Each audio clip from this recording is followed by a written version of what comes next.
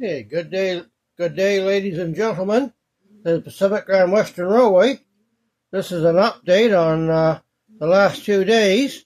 I've been working on the test layout here, getting a bunch of my repairs done to it and getting it back up so I can use it again. So I got part of my road in for the goes over. It's going to be an old abandoned, burnt out homestead there eventually. All the track is now soldered up except for two joints.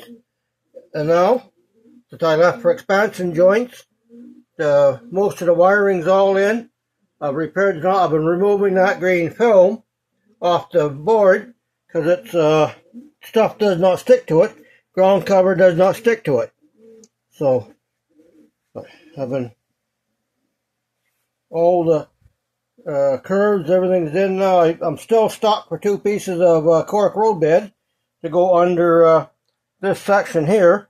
I got the cork round to here now, but I got to go from there to a mountain. So all my signs are back on. I redid the siding a bit better. There's an old Canadian National stock car that they've been looking for the old abandoned homestead. I gotta find an old shack or something I can get put on there, but I'm working on it as it comes. So all the switches have been wired up better. I've reinstalled pieces that have been broke off. I also had a little bit of a disaster there that it's not completely filled in with that sand and gravel. There is foam under it. I'll explain that in a minute. So that's all. And I started the road for the part of the crossing for the service road for the railway crew to get in for the service road for the yard over there, yard. And I've redone the bit of a control panel here. I got the switch machines mounted down better. And I've also put two holes here. I'm going to put a couple of toggle switches. The wiring's all here. It's been all rewired underneath from this thing. I'm going to put a couple of toggle switches here.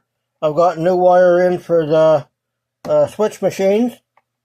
But the two toggles are going to go so I can turn the two sidings off, on and off, as I want them. So I can park a train on them and run around, try it out, back it in the siding, shut the power off. I can park two trains on the siding. This is basically just a test track is all it's designed for, but it's got a little bit more done to it than just a simple test track.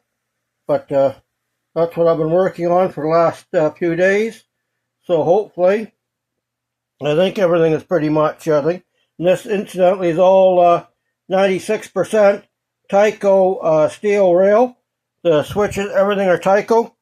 They're all electric switches, Tyco switches. But this siding here does have some Bachmann steel rail, and I ran out of straight pieces of Tyco steel rail. But other than that, it's all Tyco steel rail. There's for just test track.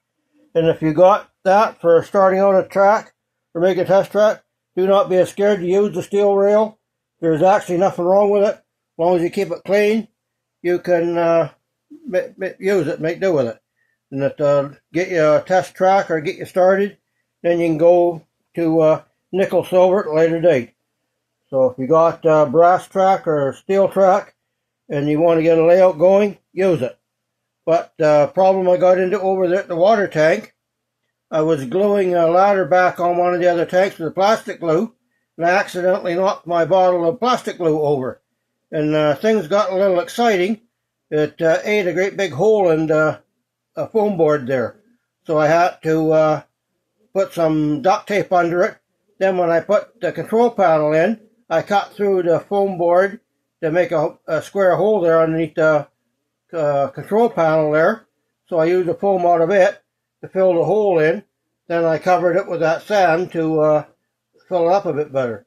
So one thing I found out that liquid plastic glue and a foam board does not go well together. But if you think this is a good, easy, lightweight way of making a layout or a test track for if you're in a small apartment like I am, I'm just in a bachelor suite, and it's light and easy to put it up, put it on its side, put it away when you're not using it, put it up and put it down on the floor like I have, on the bed when you want to use it. And it's nice, lightweight. I am looking at maybe getting into a piece of 1/8 veneer to glue on the bottom of it, just to make it a little bit more rigid than it is. But also would have been better if I'd have went with the blue styrofoam or the pink styrofoam board, which is a lot more solider. But I didn't have anything around like that I couldn't locate at the time. So I got this Durospan, but it works, but you do have to take that green film off or nothing sticks, I find out. So you live and you learn. But for there, so hopefully next week there'll be I can get a train running on it, and I can try out some of my engines I've been working on. So for that, thank you, ladies and gentlemen. If you can leave a thumbs up or a comment or a share or whatever, or if you got some time to go back and look at some of my older videos, all the views help my channel and and all the subscribes. If you're here, subscribe to the channel. The more subscriptions, it puts my algorithm up, gets my channel a bit more going. I'm closing in on 100 subscriptions. So if you can get me up to 100, I'd be greatly appreciated. That would help my algorithm also. And for that, from all of us at Pacific Grand Western Railway, thank you for tuning into this video. Have a great day, ladies and gentlemen.